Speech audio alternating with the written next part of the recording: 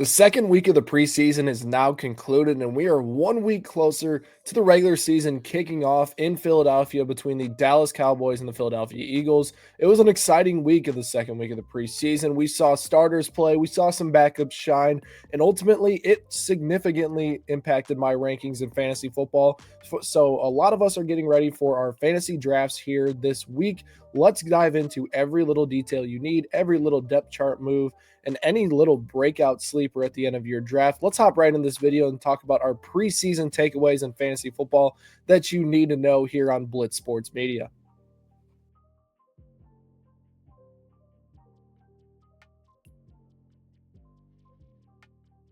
What's going on, everybody? I'm Blitz Link here, and today we are talking about the biggest fantasy football takeaways from the second week of the preseason. Like I mentioned in the intro of this video, there is plenty of changes that you guys need to know in order to capitalize on it in your fantasy drafts coming up. Let's start out in Houston, and there's two different situations here that I want to address. Now, we all know that Joe Mixon is struggling with the foot injury. Basically, when it came out earlier in training camp, they were like, yeah, it's a foot injury, should be ready for week one. What I heard on inner circles was that the foot injury was more significant than we were told. So Joe Mixon is likely going to miss significant time this season. And today was this weekend was our first look at the Houston Texans starting lineup. Now, the main back that we expected to see was Nick Chubb, and he played on 79% of snaps.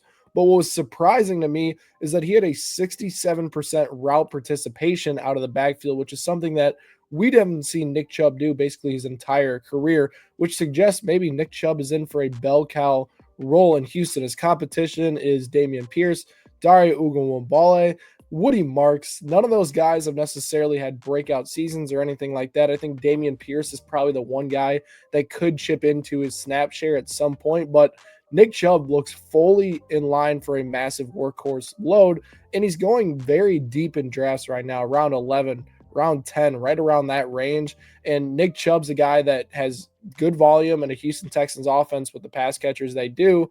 It could be very nice, and he could be a RB2 candidate this year if his volume is going to hold up. Now, the pass catcher situation wasn't great news here, as we had Xavier Hutchinson, Christian Kirk, and Nico Collins being a majority of their three wide receiver sets, while Jaden Higgins didn't necessarily play a lot with the ones, and then Jalen Noel was nowhere to be found with the ones. So I think with Jaden Higgins, he's a guy I really like. His talent's incredibly good. I think when he does wind up seeing the field middle to maybe even early half of the season, he's going to be very productive in this offense. But early on in the year, I don't know about the production level that Jaden Higgins is going to have if that's the three wide receiver set they're going to roll out. He's going to be their wide receiver 4 to start the year instead of their wide receiver 2. So I'm a little bit hesitant on Jaden Higgins. He's probably bumping down 1 to 2 rounds for me. All in all, really talented player. He'll find the field eventually, but the way they're utilizing him right now does not suggest he's going to have a massive role to start the season. Now, a guy that is increasing his stock on a weekly basis is Ollie Gordon. Ollie Gordon is starting to impress me. 131 total yards so far in the preseason. And this Miami Dolphins backfield, I don't want to say it's a mess because it's really talented, but there's a lot of question marks for sure. Jalen Wright so far this preseason has 9 carries for 16 yards. And this is coming off a year last year where he really struggled to get going and be consistent. Alexander Mattison is already out for the season when they signed him this offseason. And then Devon Achane popped up on the injury report, and he could be gone days to weeks, whatever that's supposed to mean. This backfield looks like it's a little bit murky right now. Obviously, I love Devon Achane and what he can do in PPR formats, but he's a smaller back, and he hasn't necessarily stayed relatively healthy his whole career. He's had minor injuries that have kept him out, concussions, leg injuries, hamstring injuries, stuff like that worries me. But the handcuff in this offense has had a pretty big role. We saw Raheem Mostert 2 seasons ago be very productive in Miami, and we're expecting that out of Jalen Wright.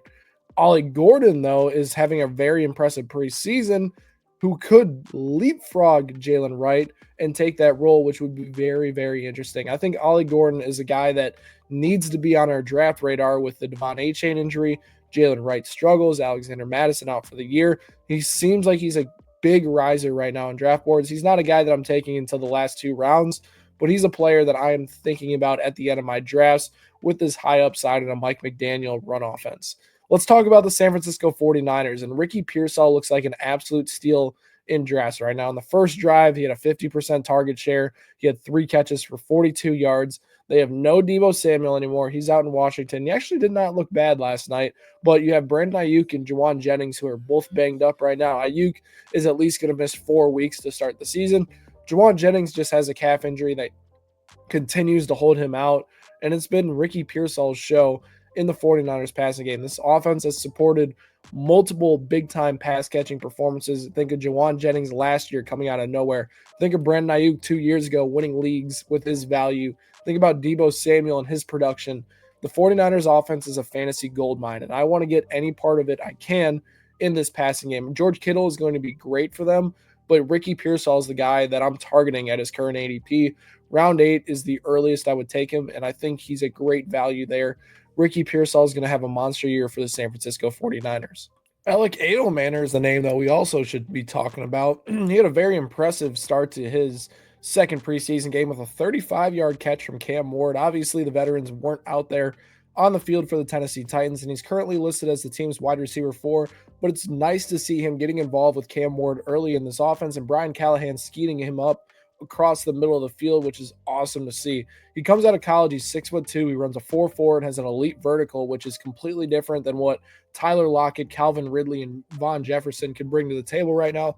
The past 2 years in college, he had 125 catches for 1,844 yards and 12 touchdowns.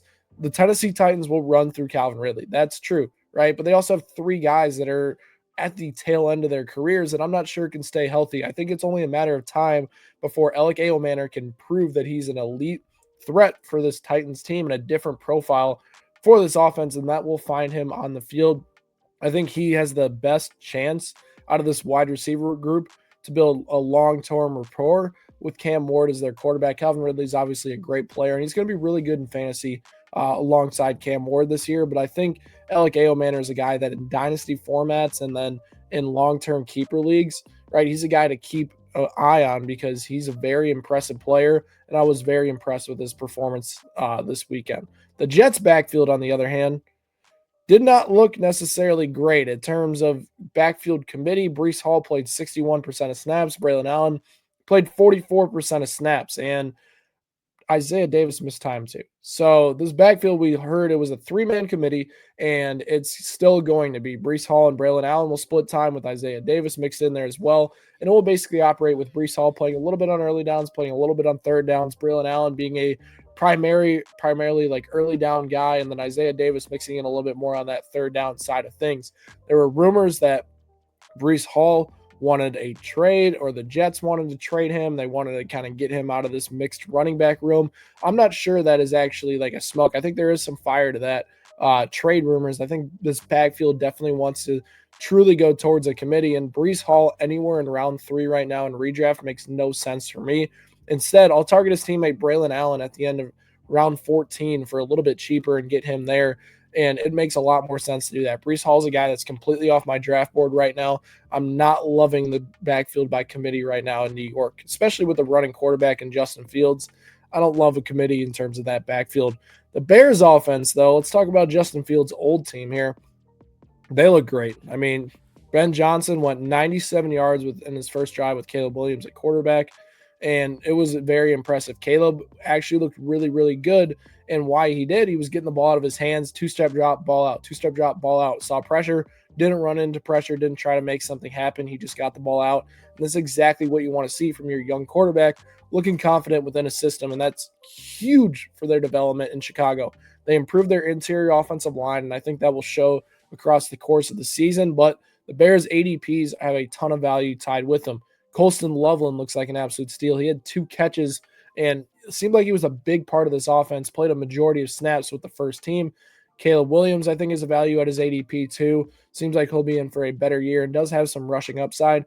DJ Moore is a player that I love targeting in round 4 or round 5. In terms of like being Ben Johnson's guy, he's going to have a ton of volume in this offense. And you even saw on third down them try to get him the ball multiple times in the first preseason game. That's similar to what Amon-Ra St. Brown had in Detroit. Is, it's third down, we need our guy, and they go to Amon-Ra St. Brown. It's going to be similar with DJ Moore in Chicago. Roshan Johnson and Kyle Monagai are going to be 2 guys to monitor. Johnson has missed so much time with a foot injury. I think Monagai has a better chance of jumping him and being that RB1A or 1B with DeAndre Swift in this offense. So all those guys I'm targeting right now. I'm interested to see how that backfield winds up shaping up. Roschon Johnson missing so much time has not helped his case, so we'll see what happens in Chicago. Carolina, on the other hand, is trending towards another committee, and this video seems like it's about committees at the running back position. Rico Dowdle played primarily on third downs, while Chuba Hubbard played on early downs. I told you guys last week this backfield is leaning towards more of a split with Chuba Hubbard. I know they paid him, right? He's still going to be their lead guy, but it's not going to be an 85% snap share that we saw from Chuba Hubbard last season. It's going to probably be closer to a 60%, with Rico Dowdle playing close to 40%. And they paid Dowdle good money, and Dowdle left a starting job opportunity probably in Dallas. So it's like both these guys are going to play, and it's probably a better football move for Carolina going forward instead of just relying on Chuba Hubbard to play 85% of snaps and going from there. So I really like that move for them. I think in terms of fantasy, though, Chuba Hubbard is 100% off my draft board. I don't trust the fact that he can be an RB2, which he was last season, at his current price, and then take less snaps and less volume and all that good stuff, miss out on passing down. It's just not going to help him. I think he should be priced more as a middle to low end tier RB2 instead of right at the upper echelon of RB2s. All right, let's head out to another backfield rotation here, and it's the Jacksonville Jaguars. They went to what we expected last week when they freaked everybody out, and Travis Etienne played 100% of snaps with the first team. They went back to Tank Bigsby playing on early downs and Travis Etienne being their third down back in a true 50-50 split for the Jaguars, which is what we expected. Tank Bigsby is a guy I really like at his ADP, and I honestly have been impressed with Travis Etienne so far this preseason. He's looked really sharp, actually looks a little bit explosive back there. Could be interesting to see like what Tank Bigsby and Travis Etienne can do together in terms of a Liam Cohen style offense. I think both guys are interesting at their ADP. I think Etienne in PPR leagues is a very good target. I think Tank Bigsby is a really good target in half PPR in standard formats because it feels like his volume is safe on early downs. And this Jaguars offense is going to be improved. Now, I think they're going to be trailing a lot, and that's why I think Etienne in PPR could be a really good pickup. Some rookies, again, that impressed me this week. Emeka Egbuka, once again, had another highlight reel play. Just unbelievable, crazy one-handed catch. He is going to be an absolute superstar this season. He's already going to be the team's second wide receiver. Jalen McMillan got hurt now. Chris Godwin's already going to miss time to start the season. Obviously, we know they have Mike Evans, but this is Ohio State's all-time catches and yards leader. This guy is an absolute superstar. Baker Mayfield said he can play wherever on the field, and he's the real deal. Emeka Egbuka is going to be a superstar from day one in Tampa Bay, and he's my favorite late-round wide receiver to target. He's going to be a monster this year. Treveyon Henderson, on the other hand, just continues to impress. He scored another touchdown this week, showed clear third down usage, and operated a lot on early downs as well, missing Ramondre Stevenson. I don't think he's going to be a guy that sees 18 to 22 touches, but he's a guy that will see 13 to 16 touches, and he'll get a lot of catches out of the backfield, a lot of design plays that should be home run hitting type plays. I think in New England, if anything happens to Ramondre Stevenson, Treveyon Henderson has the talent to be an RB1 right away. I think he's going to be a high-end RB2 this year just because his volume is going to be very inconsistent and volatile, but he is one of the most talented playmakers in the league, and I'm super excited about Treveyon Henderson for the New England Patriots this year. The Chiefs backfield, and I think it's clear what the Chiefs want to do at running back. Isaiah Pacheco played every single snap with the starters, and then his night was done. Right after that, you mix in a little bit of Kareem Hunt, and then you have a battle between Carson Steele, Elijah Mitchell, and then Brashard Smith for that RB3 role. But I think Carson Steele is going to operate more as the fullback type, even though he's been getting a little bit of work in the backfield for this team this offseason. I think Elijah Mitchell could be a cut candidate, or Brashard Smith could be a practice squad candidate. So between those two, it'll battle it out there. But Isaiah Pacheco looks like the clear bell cow back for Kansas City. Andy Reid, if you guys haven't watched The Kingdom yet, called him the heart. Yes, the heart of the offense. And that's an offense with Travis Kelce and Patrick Mahomes. But Isaiah Pacheco is the heart of the offense. And that's what Andy Reid said. So I'm going to go trust the fact that Andy Reid's going to get the heart of the offense, the ball, 15 to 18 times a game, even though he does have Kareem Hunt and potentially even a Brashard Smith, Elijah Mitchell in this offense. And Pacheco was a really solid option. I mean, we drafted him so high last year. The ankle injuries caused so many things that devalued Pacheco. I think Pacheco's a guy that I really am starting to target now and fall in love with in this process because he isn't going to be in for a bounce back year. It's not necessarily the analytics behind Pacheco. He plays in an offense with Patrick Mahomes. He's never going to see a stacked box. The offensive line has been pretty good for the run game the past few seasons. Pacheco is going to be a solid RB2 this year. I think he's a good value in the 6th round right now. The New York Giants, I said that really weird, but Tyrone Tracy basically has seized the opportunity in this backfield. Cam Scatterboo has been out with a hamstring injury, hasn't been able to showcase his talents yet at this point. Tyrone Tracy played 12 of 15 snaps with the first team, finished with 7 rushes for 39 yards this weekend.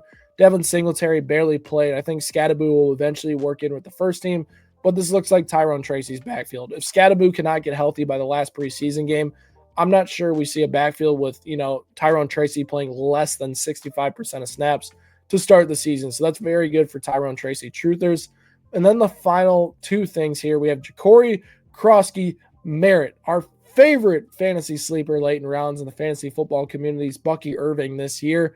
He had a solid night last night, 2 carries for 32 yards. Brian Robinson Jr. is officially supposedly on the trade block. They could trade him.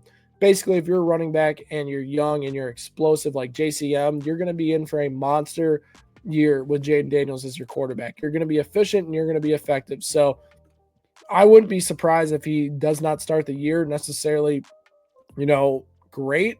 But like Bucky Irving, he could earn more time down the stretch, making himself a league winner. He's 100% a guy that needs to be drafted in all formats. The hype is real. This guy's a superstar in the making. As far as players that, rested with starters confirming they have a big role in their offense, which is good to see. We had players Javonte Williams, J.K. Dobbins, Ty Johnson, Dylan Sampson, Jerome Ford, Jalen Warren, Marvin Mims, and Will Shipley. All these guys come from a little bit of backgrounds, but Javonte Williams seems like he's going to be the bell cow for the Dallas Cowboys. Jaden Blue's hurt right now. Miles Sanders played with the backups. I don't think he's going to play more than 70% of snaps, but he's their clear RB1. J.K. Dobbins has a clear role in Denver. Him and R.J. Harvey will split 50-50. Ty Johnson, the 3rd down back in Buffalo, for people thinking James Cook is somehow going to play 75% of snaps. After not playing 50% of snaps last year, it's not going to happen. Dylan Sampson and Jerome Ford have guaranteed roles in Cleveland. Quinshon Judkins, despite the legal situation not necessarily, happening, but the NFL still has to decide. Both those guys are going to play for Cleveland in week 1. Judkins has not signed his contract, and I'm not sure he will until the NFL resolves that matter. They have a little bit bigger case with Rashee Rice they're trying to figure out too. Jalen Warren, once again with the first team, Marvin Mims, and then Will Shipley. I think Marvin Mims is a guy to watch out for. Everybody's high on Pat Bryant, Troy Franklin. Marvin Mims is the guy that you want to go target. Will Shipley looks like the elite handcuff to Saquon Barkley this season. All in all, 1 more week left of the preseason, and we are 1 week closer to the NFL season. Let me know down in the comment section below, what is your biggest takeaway from the preseason this week? Hit that subscribe button for more Blitz fantasy football content, and I'll catch you guys next time.